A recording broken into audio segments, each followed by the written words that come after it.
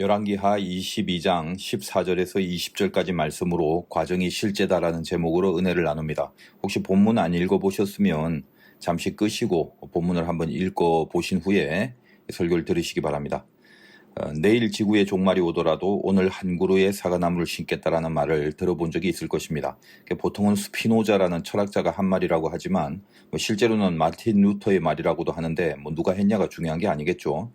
이 말이 의미하는 것이 무엇이겠습니까? 여러 가지 해석들이 많습니다. 끝까지 소망을 가지자 그런 뜻도 있고, 어떤 운명이나 숙명을 순수히 받아들이자 그런 의미도 있다고 그러고, 아예 종말 같은 건 없으니까 할 일 하고 살자 그런 의미도 있다고 합니다. 기독교적인 관점에서 저는 이것이 참 신앙적인 의미를 부여할 수 있는 말이라고 생각을 합니다. 종말이 오든지 안 오든지 인간이 이 온 우주의 어떤 운명을 좌지우지할 수는 없는 것 아니겠습니까?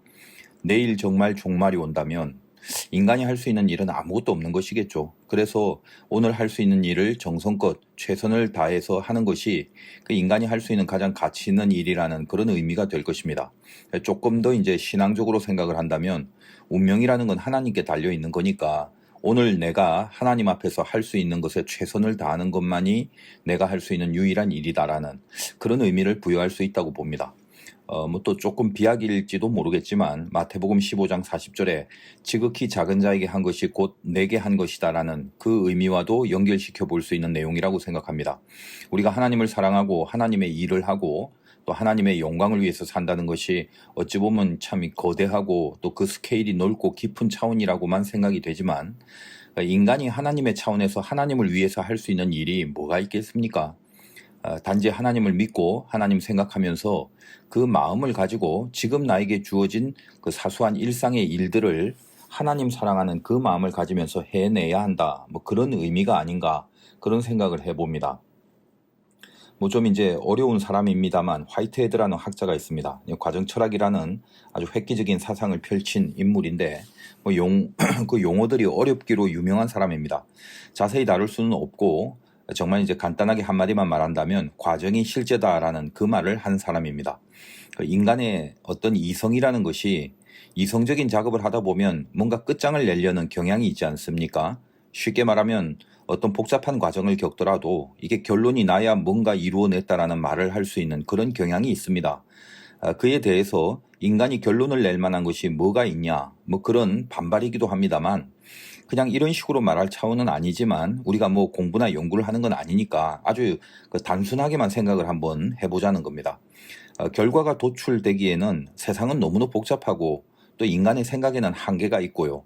일종의 거기에 대한 해법일 수도 있는 것인데, 이제껏 그냥 어떤 결론을 내기 위한 과정으로만 알았던 일체의 것들이 실은 정작 과정 그 자체가 실제다라고 보자는 그런 사상입니다.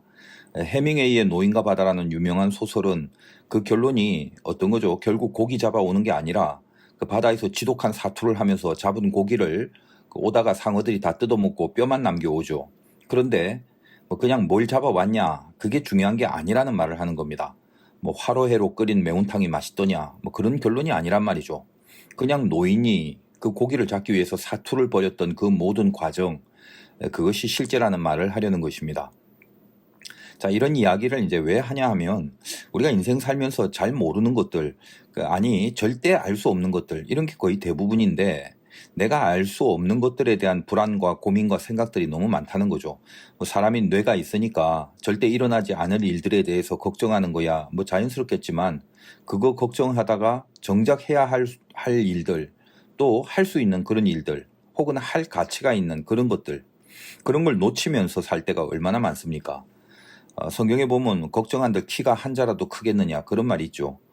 요즘 코로나로 인해서 1년 반이 넘게 인류가 몸살을 앓고 있습니다. 인류의 공통적인 소망이 뭐죠? 이거 언제쯤 끝날까 그거죠. 쉽게 끝날 것 같지가 않네요. 교회가 제일 큰 어려움에 봉착하고 있습니다.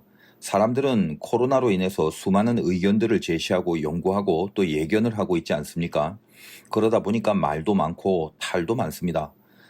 설교라는 것이 전문가도 아닌 저 같은 목사가 무슨 코로나에 대해서 이렇다 저렇다 하고 진단을 내는 것이 바람직하진 않습니다. 그러나 그 많은 정보들이 난무하고 또 더군다나 서로 상반되는 의견들도 많다 보니까 뭐가 맞는 건지 어떻게 해야 하는 건지 혼란스러운 이슈들이 참 많습니다.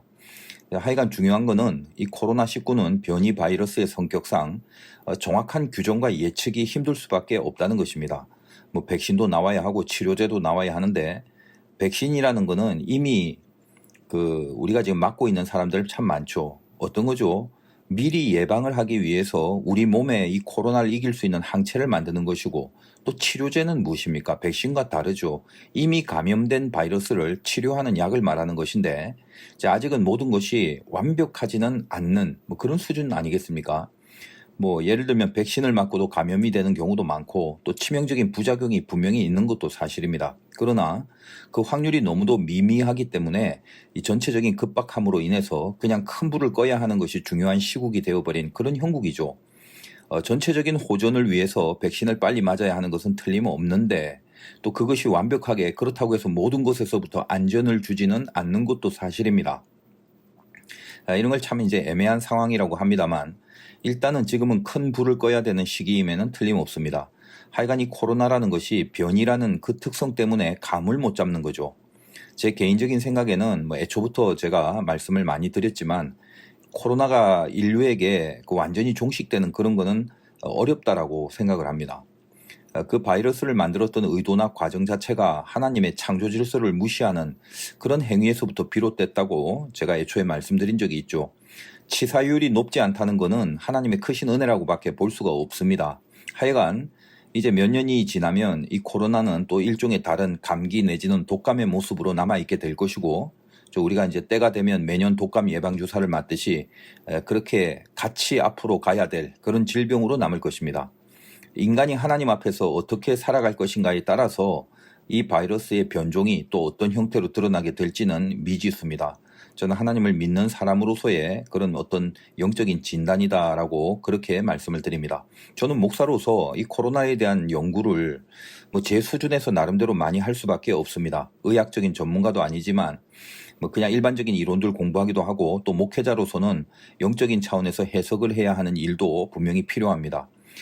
그래서 저는 이 나름대로 이 코로나에 대한 저의 개인적인 생각이 분명합니다만 우리 성도님들에게 뭐 이거 이렇게 하셔야 됩니다. 이거 저건 뭐 저렇게 해야 됩니다. 이렇게 말할 자격이나 전문성이 없기 때문에 저의 분야가 아니라서 그 의학적인 진단이나 권면은 해드리지 못하고 있습니다.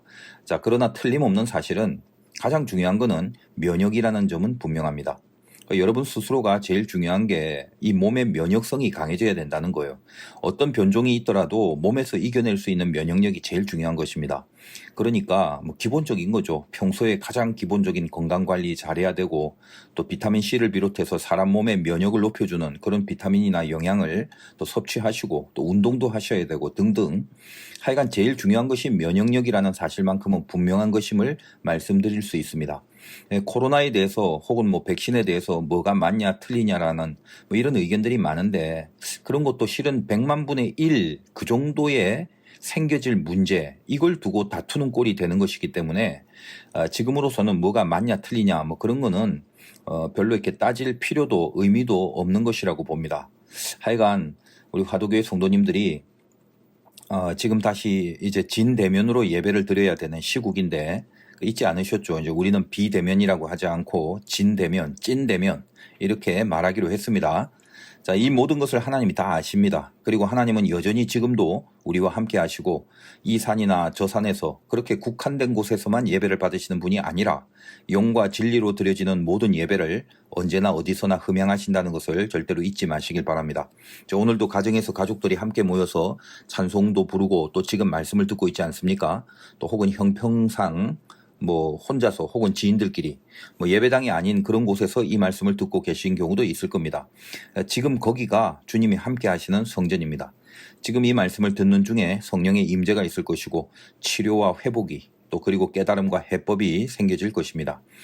이 시기를 어렵다고 하는 이유는 이제 앞으로 어떻게 될지 모르는 불안함 때문이죠. 겪어보지 못한 미지의 앞날들에 대해서 그 미래에 대한 대책이 서 있지 않기 때문이겠죠. 그러나 여전히 하나님은 오히려 더 깊고 강력하게 자신을 찾는 이들에게 분명히 가까이 하고 계십니다. 그것이 은혜입니다. 우리 화도교회 성도님들 더 건강하고 또 더 깊어지고 이 기회에 하나님과 더 가까워지는 그런 하나님의 백성으로 멋지게 살아내 주시기를 간절히 바랍니다. 자, 이번 주일에도 진대면으로 예배를 드립니다. 미리 가정에서 혹은 또 각자의 처소에서 그 예배 드릴 준비를 미리 해두시고 또 한번 이렇게 미리 집안을 한번 살펴보시고 궁리도 해보고 연구도 해보시기 바랍니다. 시간 되면 대충 막 편하게 걸터 앉아갖고 화면 바라보는 것만으로 예배를 진행하지 마시길 바랍니다. 예배는 보는 게 아니라 드리는 것이죠. 보는 예배로 전락되기 쉬운 환경입니다. 주말부터 이제 당장 뭐 내일이 그 금요일, 토요일 뭐 이렇게 이제 시간이 지나면 주일을 준비하게 되는데 평소에 그냥 교회에 나오는 것보다도 이 진대면 예배를 위해서 주일을 준비하는 그런 영적인 마음가짐을 꼭 갖고 계시길 바랍니다.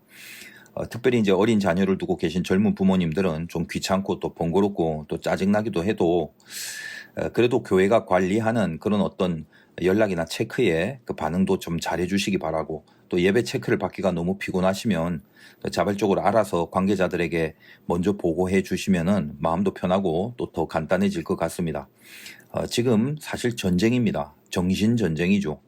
우리 자녀들이 믿음 잃어버리지 않게끔 부모로서의 책임을 실감하시고 또 자녀들 때문에 부모들의 믿음도 덩달아 깊어지는 그런 기회로 한번 삼아 보시길 바랍니다. 이 코로나 때문에 이에 관한 말씀을 좀 많이 드렸습니다. 자, 우리가 지금 이제 앞으로 되어질 일들에 대한 막연함과 또 막막함이 있으면 그럼 이제 오늘을 어떻게 살아내야 할 것인가, 거기에 대한 새로운 각성이 생겨야 마땅합니다. 아니라면 마냥 그냥 무엇인가 확정되기까지는 아무것도 못하고 또 아무것도 의미가 없는 그런 낭비된 시간들만 흘려보내기가 쉬워진다는 것입니다. 운명은 하나님의 권한 아닙니까? 발걸음을 인도하시는 분은 하나님입니다. 그래서 오늘 나의 마음의 경영을 세월이나 시국에 맡겨버리고 그냥 그렇게 방치하지 마시고요. 분명히 나의 마음의 경영, 그 경영을 분명하게 한번 해보시기 바랍니다. 나는 오늘을 어떻게 살아내야 하는가, 이게 중요합니다. 오늘 내가 심을 한 그루의 사과나무는 어디 있는지 뭔지 그걸 찾으셔야 한다는 거죠. 자, 이제 한번 본문을 보겠습니다. 요시야 왕 이야기를 지금 계속하고 있는데, 어린 나이에 왕이 된 요시야는 성전을 수리하고 예배를 다시 세우려고 했고 그것이 은혜가 되어서 하나님은 성전에 숨겨진 율법책을 발견케 해주셨습니다. 모름지기 진짜 성전이라면 거기에서 말씀을 발견해야 한다는 깊은 메시지를 주고 있는 내용이라고 저번 시간에 말씀드렸죠. 요시야는 발견된 그 말씀을 읽고 옷을 찢으며 남유다의 그 중심에 하나님의 뜻이 살아있어야 된다, 이걸 깨달았습니다. 이제껏 열왕들이 국제정세와 정치만으로 나라를 치리했던 그런 모든 불신앙의 관행들을 과감히 없애버리고 하나님의 뜻을 중심으로 하는 그런 종교개혁을 단행했습니다. 그래서 이제 오늘 본문 14절을 시작되는 부분 한번 보겠습니다. 14절 읽습니다.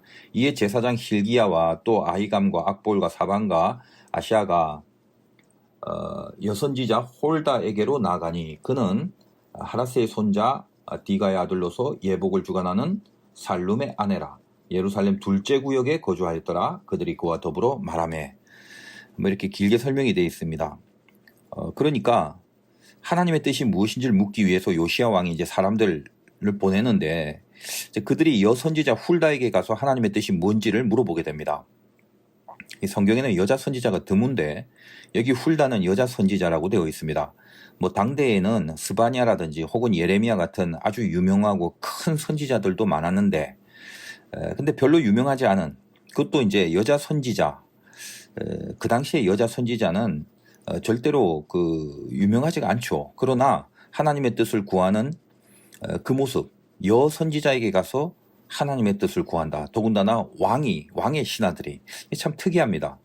훌다라는 여 선지자는 잘은 모르지만 그 남편이 지금 살룸이라는 사람이라고 되어 있고 예복을 만드는 사람이라고 했는데 왕궁의 예복을 담당하는 사람인지 아니면 성전의 사제복을 담당하는 사람인지는 모르지만 하여간 뭐 그렇게 높은 신분의 사람은 아니었던 것 같습니다. 더군다나 예루살렘 둘째 구역에 거한다, 이렇게 적혀 있는데 이 훌다에 대해서 뭐 이래저래 설명한 부분들이 종합을 해보면 그냥 어떤 그 두드러진 유명한 선지자의 레벨이 절대 아니라는 것을 알게 됩니다. 또 여기 둘째 구역이라는 것은 뭐 역사성이 좀 있는 곳이지만 쉽게 한마디로 말한다면 이제 북이스라엘에서 아수르의 공격을 피해갖고 남쪽으로 도망온 사람들을 따로 어떤 그 일종의 난민구역처럼 그렇게 지정해서 모여 살게 한 그런 곳입니다. 그러니까 여러모로 봤을 때 왕이 하나님의 말씀을 받아오라라는 그 명을 따라서 그 신하들이 찾아갈 만한 선지자는 아니었다는 거죠. 성경에는 자세한 설명은 없습니다만 아마도 유명하지도 않은 이 초라한 여자 선지자가 적어도 하나님의 말씀을 바르게 전하고 바르게 가르칠 만한 어떤 신실함이 분명히 있었기 때문에 왕의 신하들이 굳이 이 난민의 구역에 여자 선지자 훌다를 찾은 게 아니었나, 그런 유추를 충분히 해볼 수 있습니다. 훌다를 찾은 그 무리들이 누구였나 살펴보니까 참 의로운 사람들이었습니다. 뭐 hil기야, 아히감, 뭐 악볼, 또 아히감의 아버지 사반, 아히감의 아버지가 사반이라는 것은 12절에 나오죠. 어쨌든 이런 사람들의 그 성경의 행적들을 조금 추적을 해보니까 그 예레미야 26장 22절이나 24절 같은 데 보면 거기 아히감, 악볼 뭐 이런 사람들의 그 이름들이 나옵니다. 24절만 한번 보겠습니다. 예레미야 26장 24절 들으시기만 하면 됩니다. 사반의 아들 아히감의 손이 예레미야를 도와주어 그를 백성의 손에 내어주지 아니하여 죽이지 못하게 하니라. 그러니까 그 아히감이나 악볼 같은 사람이 예레미야가 체포당해서 기소되고 그 살해의 위협이 있었을 때 그를 구해주는 일을 합니다. 뭐 자세한 배경에 대해서는 생략하겠습니다. 이런 근거들을 유추해 볼 때 왕이 보낸 오늘 이 사람들은 진정한 하나님의 말씀을 선별해서 들을 수 있는 그런 신앙과 변별력을 갖춘 하나님의 사람들임에 틀림없습니다. 그들은 올바른 말씀을 찾는 일에 쓰임받을 수준들이 되었던 사람이라는 것을 알 수 있다는 말입니다. 지금 저번 시간에 이어서 요시아의 개혁이 가능했던 영적인 흐름이 중요합니다.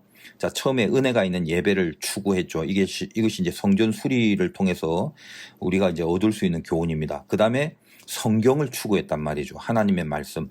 그리고 하나님의 진정한 뜻이 무엇인지를 추적할 수 있는 그런 믿음의 실력들이 요시아의 주변에 있었다는 사실입니다. 가장 올바른 말씀, 정확한 하나님의 말씀, 그것이 확보되기만 하면 개혁이 가능하다는 것을 가르쳐주는 그런 메시지를 주고 있습니다. 자, 이런 말씀을 드리는 것이 어떨지 조금 고민을 하다가 우리가 쉽게 좀 이해를 해야 되기 때문에 또 오늘 메시지의 중요성을 위해서 제가 잠시 언급을 해드리자면, 저는 이제 어떤 그 개교회나 아니면 연합으로 모이는 그런 집회 등등의 그 영적인 분발이 요구되는 특별 집회에 초청되는 강사들을 보면은 그 집회를 주관하는 사람들의 수준을 여실히 확인할 수 있습니다. 그러니까 어떤 사람을 불러서 어떤 사람을 세우는지, 이게 사실은 그 강대상의 어떤 수준이 되는 거거든요. 정말 하나님의 말씀을 듣고 싶어서 오로지 그 순수한 목적 그 하나로 그 강사를 선택했는지, 인생의 분기점이 될 만한 그런 은혜를 받고자 하는 진정성이 있다면 정말 하나님의 말씀이 선포되는 그런 강사들을 선별하는 것이 얼마나 중요한 것이겠습니까? 제가 이제 2018년도에 어느 연회에 평신도 수련회 강사들이 그 신문과 매체에 실려져 있는 것을 잠시 봤는데, 거기 불리어진 주 강사 그 중에 2명이 전부 다 범죄해서 죄를 짓고, 한 사람은 교회를 떠나서 잠적을 해버리고 또 한 사람은 또 그 범죄에도 불구하고 그 자리를 지키느라 교회를 분열시켜버리는 그런 안타까운 일들이 그 수련회 이후 한 2, 3년 뒤에 벌어졌습니다. 물론 뭐 애시당초 뭔가 이제 틀려먹은 집회다라고, 애시당초 그래서는 안 될 사람들이다, 그런 걸 알 리가 없었겠죠. 그리고 그런 것을 말하려는 것이 아닙니다. 그냥 저는 감리교 목사 중에 한 사람으로서 일이 그 지경으로 되어지는 이 작금의 이 모습을 한번 바라볼 때 어떻게 이 감리교의 한 연회 수준의 집회인데, 그것도 평신도 집회라면 거의 대부분이 교회 지도자급들인데 그들이 강사를 고르는 안목이 그 정도냐라는 것을, 그걸 좀 말하려는 의도도 있습니다. 하지만 이제 그게 다가 아니죠. 뭐 어떻게 그런 강사들이 이 지경이 되어버렸냐라는 것을, 그걸 뭐 당시에는 우리가 어떻게 알았겠습니까마는 생각해보면 자꾸 이제 서글픔이 느껴지더라는 것입니다. 큰 교회, 막 성장하는 교회, 이제 그런 것들만이 기준이 된다면 세상으로 보면 성공한 기업 뭐 CEO들, 이런 사람들 초청해서 돈 잘 버는 비법, 회사 커지는 비법, 그런 거 들으려고 하는 것과 방불하다라는 생각이 드는 겁니다. 물론 이제 지금 제가 말씀드리고 지적하는 거는 뭐 다른 여러 가지 것들은 제고하지 않고 그냥 그 강사들의 충격적인 그 범죄 사실에 대한 안타까움 때문에 제가 드리는 말씀입니다. 뭔가 2, 3년 후에 벌어질 일들을 당시에 누가 알았겠습니까? 당시에는 교회도 막 커지고 영적인 성장이 있는 것 같이 막 그렇게 느껴지다 보니까 거기 뭔가 있는가 보다 그랬겠죠. 유명해지고 이름이 나니까. 그러나 뭔가 하나님이 사인을 주시는 교훈이 분명히 있다라는 생각이 들었습니다. 훌다 같은 그런 선지자에게 하나님의 말씀을 듣고자 하는 그런 오늘 요시아가 보낸 그 변별력을 갖춘 지도자들이 많아졌으면 좋겠다라는 그런 생각도 들더라는 것입니다. 지도자들은 강대상에 세워서 말씀을 선포할 사람들을 신중히 선택해야 됩니다. 변별력이 있어야 된단 말이에요. 그냥 말씀 말고 다른 이유로 어떤 관계나 포지션 때문에 너도 나도 세우는 그런 일을 조심해야 한다는 말입니다. 이미 그 중심의 의도가 하나님의 말씀이 아닌 것이 되어버린 그런 수많은 사례들이 지금도 사실은 많은 것이 사실 아니겠습니까? 하여간 훌다는 그들에게 분명한 하나님의 말씀을 전하게 됩니다. 15절에서 16절을 한번 읽겠습니다. 훌다가 그들에게 이르되 이스라엘 하나님 여호와의 말씀이 너희는 너희를 내게 보낸 사람에게 말하기를 여호와의 말씀이 내가 아곡과 그 주민에게 재앙을 내리되 곧 유다 왕이 읽은 책의 모든 말대로 하리니. 자, 이런 식으로 이후 전부 이 훌다가 하나님께 받은 말씀의 내용인데 이거 요약을 하면 크게 두 가지입니다. 첫째는 남유다의 그 불신들 때문에 결국은 유다가 재앙을 피할 수 없다는 것입니다. 결국 남유다는 나중에 바벨론에 의해서 멸망당하고 말죠. 또 두 번째는 요시야 왕이 말씀을 읽고 또 옷을 찢어서 통곡하였으므로 유다의 재앙이 있긴 하지만 그 재앙이 요시야가 살아있는 동안은 내리지 않겠다라고 그런 말을 전하는 것입니다. 다 읽진 않습니다만 20절 마지막 끝절이니까 20절 보겠습니다. 그러므로 보라 내가 너로 너의 조상들에게 돌아가서 평안히 묘실로 들어가게 하리니 내가 이곳에서 내리는 모든 재앙을 네 눈이 보지 못하리라 하셨느니라 하니 사자들이 왕에게 보고하니라. 그러니까 지금 훌다의 말을 다 전해 듣고 요시야가 이 뛰어난 점이 뭐냐 하면 히스기야와는 다른 믿음을 가졌다는 것입니다. 히스기야는 어땠나요? 자기 당대에 재앙이 없다고 하니까 좋다고 그랬죠. 지가 죽고 나서 벌어질 일인데 내가 뭔 상관일이야 뭐 그런 마음입니다. 근데 요시야는 다르죠. 이 말을 들었습니다. 이제 다음 시간 23장부터 분명히 그 말을 들었지만 유다의 재앙을 피할 수 없다고 했는데도 그리고 자기가 살아생전에 그 재앙은 보지 않는다라고 그 말을 들었는데도 불구하고 필사적으로 그 백성을 하나님께 돌리기 위해서 자기가 할 수 있는 모든 노력과 분발을 단행해 나가고 있다는 것입니다. 그런다고 바뀌어지지 않을 것을 이미 요시야가 듣고 알고 있습니다. 그런데 이미 되어질 운명을 앞두고 그걸 그냥 방치하고 태만하게 있지 않았다는 것입니다. 저는 여기서 우리 모두가 붙들어야 될 메시지가 있다고 생각합니다. 며칠 전에 시골에서 달랑 교인 3명만 있는 그 교회에서 목회를 하고 있는 전도사님이 전화를 했습니다. 그 중에 한 분이 병이 들어갔고 또 저에게 기도와 목회적인 조언을 구하는 뭐 그런 그 전화였는데 당장 자기 앞길도 묘연하고 또 먹고 살기도 힘든 그 처지에 성도 한 명을 위해서 애타는 마음으로 목회하는 종의 마음을 제가 느꼈습니다. 전화를 끊고 저는 그 성도보다는 그 전도사님을 위해서 기도했습니다. 하나님이 기뻐하시는 종의 길을 가게 해달라고 제 안에 성령께서 그렇게 기도를 시키시는 그런 느낌을 받았습니다. 조만간 제가 선물을 하나 해드릴 그런 생각입니다. 그 전도사님한테. 내일 지구의 종말이 오더라도 오늘 한 그루의 나무를 심는 그런 자세, 저는 그것을 느꼈습니다. 자, 우리는 모두 연약한 사람들입니다. 우리 앞길을 어떻게 다 알 수가 있겠습니까? 신자는 미리 점치고 살아가는 사람이 절대 아닙니다. 운명은요, 하나님의 영역입니다. 오늘 주어진 내 인생의 시간 속에서 결론을 가늠하는 궁리를 하고 살아갈 필요가 없다라는 거예요. 실제는 결과가 아니라 과정입니다. 요시야가 아무리 분발을 해도 남유다의 패망을 막을 수는 없었을 것입니다. 그러나 그런 노력을 하고 있는 요시야를 하나님이 어떻게 보고 계시겠습니까? 야, 너 왜 쓸데없이 헛수고하고 있냐? 그러시겠습니까?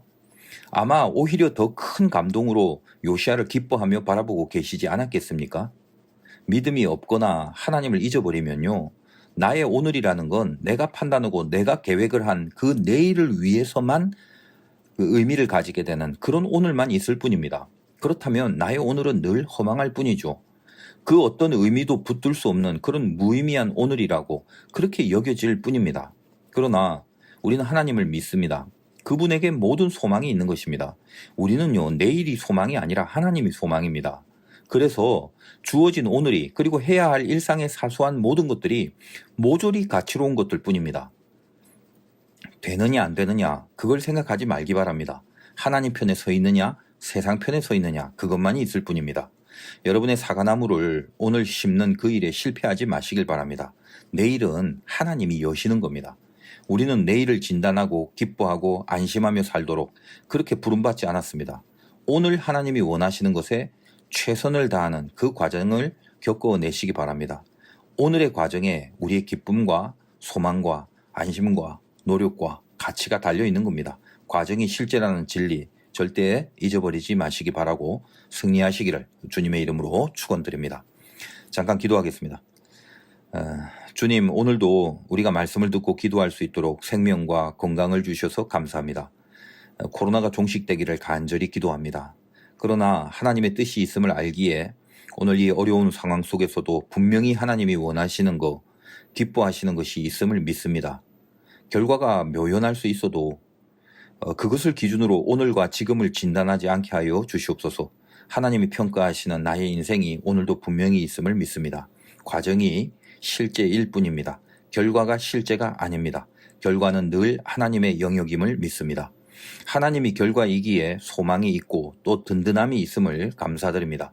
오늘도 부족한 우리를 사랑하시는 하나님이 나와 인류와 또 우주를 관리하시고 있음을 믿기에 내가 해야 할 오늘의 시간들을 집중케 하여 주시옵소서. 지금 함께 눈을 감고 기도하는 모든 성도님들의 가정과 또 가족들의 건강을 지켜주시고 또 아픈데도 힘을 내어서 이 예배의 시간 안에 앉아있는 사랑하는 주님의 백성들에게 지금 보혈의 능력을 베풀어 주시길 간절히 원합니다.